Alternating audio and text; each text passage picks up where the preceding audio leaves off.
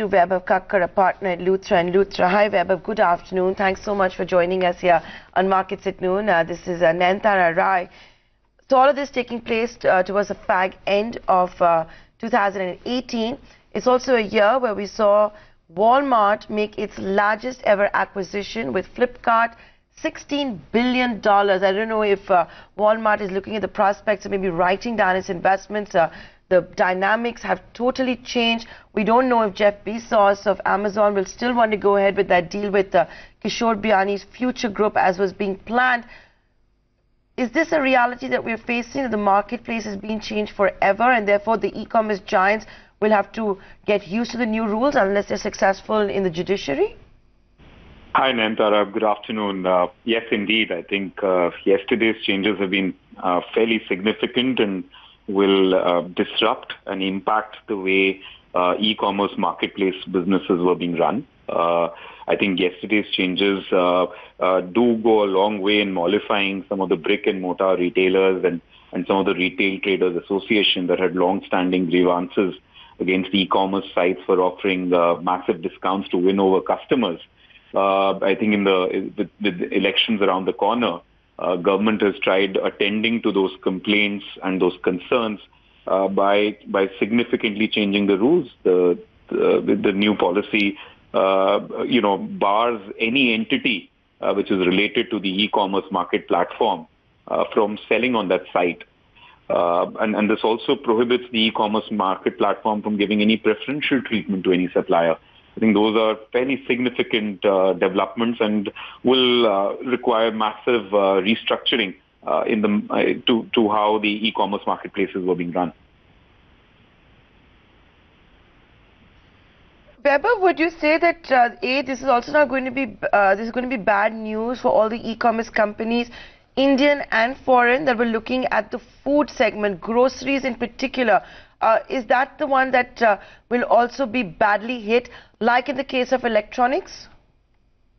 I'd say that this sort of change that's happened yesterday is going to impact across the sectors. In whatever form e-commerce companies were running their businesses, I think it will impact all of them. Just to give a sort of very short background for the benefit of the viewers as well, there has been this whole concern that number of retailers and traders associations have had that while there are FDI restrictions for FDI to come into brick and mortar, through this animal of online marketplaces, foreign investment was continuing to prosper and flourish in this space, and that foreign capital was being used to give massive discounting. What now the government has done is essentially come in the way and has said that no longer will a marketplace or any of the group companies of the marketplace be allowed to sell on the marketplace. Also, a lot of these online companies were also acting as wholesalers to all the vendors that were selling on the marketplace. So, for instance, Amazon Wholesale or Flipkart Wholesale, if somebody was to look up their balance sheet, you would see that they were making significant revenues and they were using economies of scale to buy in bulk and then sell it to various vendors who were then selling it on the marketplace. That practice has also now been significantly restricted because they've said that each vendor cannot purchase more than 25% from any of the group companies of the marketplace. What this in effect means is that they're trying to really ensure that all these online websites function as true marketplaces, and all that they're offering is a platform between two buyers and sellers to connect.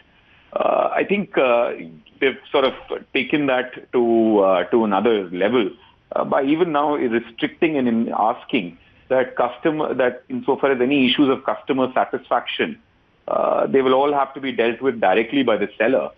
So, I mean, just from the point of view of the buyers and customers, next time they're buying something on a website, they may have to deal directly with the individual seller for any issues of returns or refunds.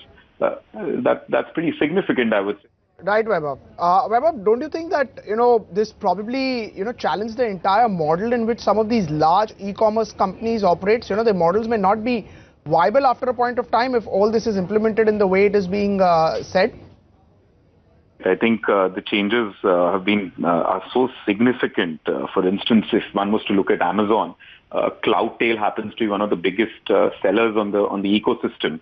And Amazon has indirect equity into that company. Yesterday's change very clearly states that none of the marketplaces or any of the group companies can own any equity in any of the vendors that are selling on their marketplace.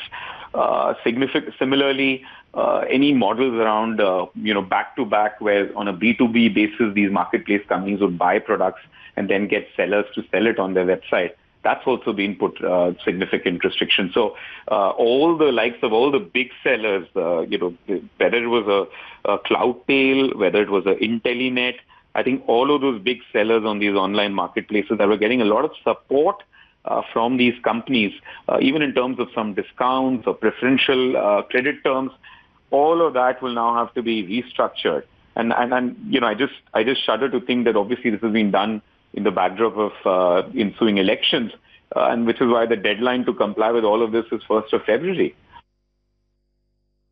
We're running out of time. I think we've talked a lot about what it means for the e-commerce companies. I'm sure a lot of them are digesting the news. Kishore Biyani of the Future Group is on record to say that it's going to really badly hit the grocery side of the business.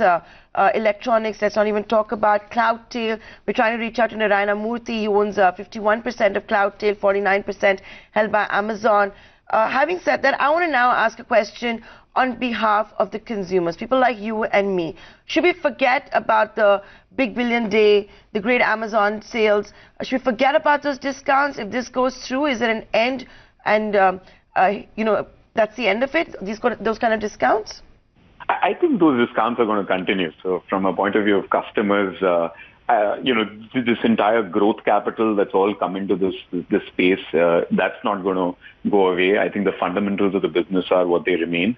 It is, however, now paramount for these companies to very quickly go about changing their model and really incentivizing all kind of traders and sellers and really democratize these marketplaces where these sellers can actually go about, selling products without being concerned about those issues of price distortion.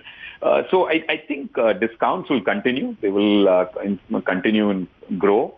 It's just that I think now how they're going to structure their model such that the incentives for the sellers and the incentives for the customers remain, it remains to be seen. I think the one point, as I mentioned earlier, that customers need to be a little wary about is if the government policy and the way they issued the announcement yesterday almost suggests that post-delivery, any issues on customer satisfaction, so returns and refunds, will no longer can be handled by these portals, and they'll have to be handled directly by the guy who's selling you the product. Could be a little challenging from the point of view of even customer experience when we are buying products online. And I think the last point I do definitely want to touch upon is the fact that they've also clearly put a bar on any exclusive supply agreements between vendors and... Right. I'm sorry to have interrupted you there, Vaibhav, but